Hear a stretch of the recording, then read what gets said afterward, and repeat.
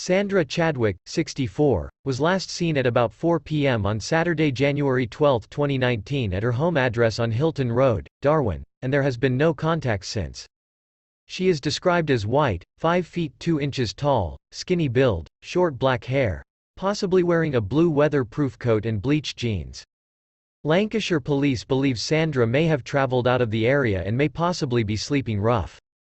She may also introduce herself to others by a different name, possibly Anne. Detective Inspector Rachel Higson, of Lancashire Police, said, "Sandra's disappearance is very concerning and despite several appeals for information about her whereabouts, we have yet to find her." Nicola Bulley's case was very similar to Sandra's. Both women disappeared in January and in both cases police informed that they don't believe their disappearance is suspicious and third party aren't involved. Police were called at around 8:40 a.m. on Wednesday, March 6, 2019 after a person saw a body in water close to Union Street. The body was recovered in a House Brook, just off Union Street, in Darwen town centre. The scene was right next to Darwen fire station and not far from the Asda supermarket. Lancashire Constabulary has confirmed that the body found in Darwen on Wednesday, March 6, is missing Sandra Chadwick.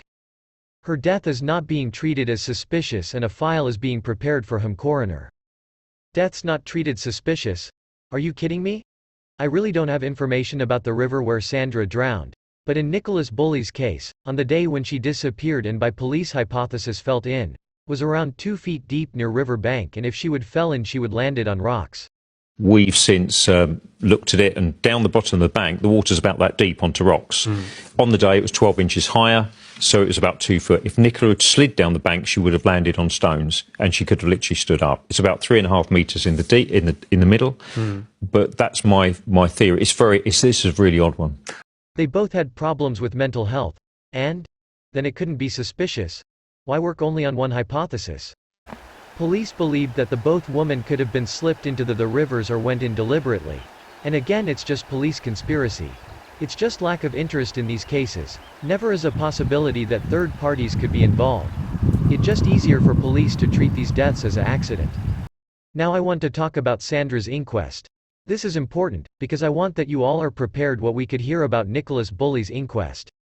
Coroner ruled that Sandra had drowned but said that there were no signs that she had been assaulted or had been pushed.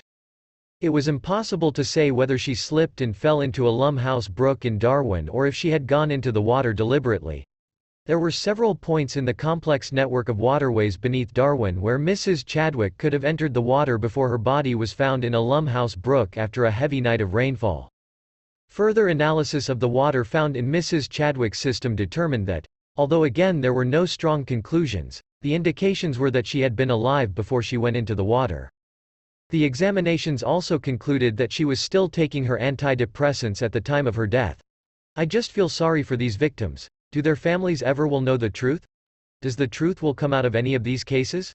I just don't understand why every time someone drowns it is accident.